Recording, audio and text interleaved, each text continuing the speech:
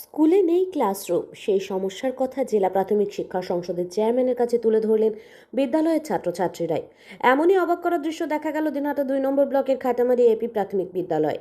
কেমন চলছে প্রাথমিক বিদ্যালয়গুলির পঠন পাঠন, সেই সমস্ত বিষয়ে খোঁজ খবর নিতে এবার সরজমিনে পরিদর্শনে কোচবিহার জেলা প্রাথমিক শিক্ষা সংসদের চেয়ারম্যান রজত বর্মা।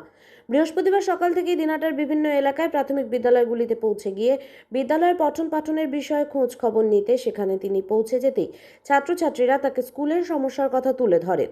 দ্রুত সেই সমস্যা সমাধানের আশ্বাসও দেন ডিপিএসসি চেয়ারম্যান রজত বর্মা। ছাত্রছাত্রীদের সমস্যার কথা শোনার পাশাপাশি বিদ্যালয়ের সমস্ত নথিপত্র ঠিকঠাক রয়েছে কিনা সেই সমস্যার বিষয়ে খোঁজ খবর নেন তিনি। বিভিন্ন সময় পঠন পাঠনের মান নিয়ে প্রশ্ন ওঠে বিভিন্ন জায়গায়, সেই জায়গায় দাঁড়িয়ে সেই সমস্ত বিষয়ের খোঁজ খবর নিতেই সরজমিনে তিনি পরিদর্শন করলেন। এদিন বামনহাট চক্র সম্পদের খাটামারি এপি বিদ্যালয় পরিদর্শন করতে গিয়ে সেখানে ছাত্রছাত্রীদের সাথে কথা বলেন। এমনকি দেখা যায় তিনি নিজেও ছাত্রছাত্রীদের পড়াচ্ছেন। তবে এই পরিদর্শন একেবারেই রুটিন মাফিক বলে দাবি করেছেন জেলা প্রাথমিক শিক্ষা সংসদের চেয়ারম্যান রজত বর্মা। তিনি জানান, সপ্তাহের বেশিরভাগ দিনগুলিতেই পরিদর্শন করা হয় বিভিন্ন স্কুলে। সেই স্কুলগুলি কী অবস্থায় রয়েছে সেই সমস্ত বিষয়ে খোঁজ খবর নেওয়ার লক্ষ্যেই এই পরিদর্শন বলে জানান তিনি। হ্যাঁ বাবা, সেটাই শুনলাম তো, সেটা শুনলাম, শুনে এবার আমরা কিছু লিখবে এখান থেকে, আমরা কিছু হবে এরা প্রতিনিয়ত স্কুল আসে। এমনকি আমি ডিউটি থাকা অবস্থায় স্কুলে আসলাম, বাধ্য হয়ে ক্লাসে চলে যাই।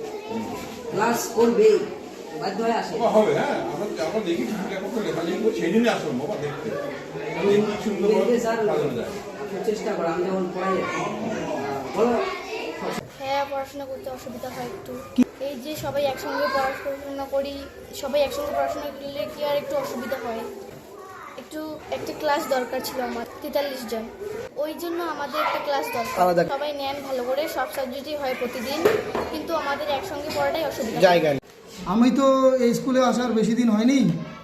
তা আমাদের পূর্ববর্তী যে মাস্টারমশাই ছিলেন দায়িত্বে, তিনি এর আগে অ্যাপ্লিকেশন দিয়েছেন, আমাদের ব্লক লেভেলে, ডিস্ট্রিক্ট লেভেলে দিয়েছেন, মাইনরিটি সেকশনে দিয়েছেন। আমাদের 2-3টে বিল্ডিং আছে, খুবই পরিস্থিতি খারাপ, ঠিক আছে। এবার ওরা ঠিকমতো পদক্ষেপ নেয়নি। এখন কত দূর হবে আমি ঠিক বলতে পারবো না।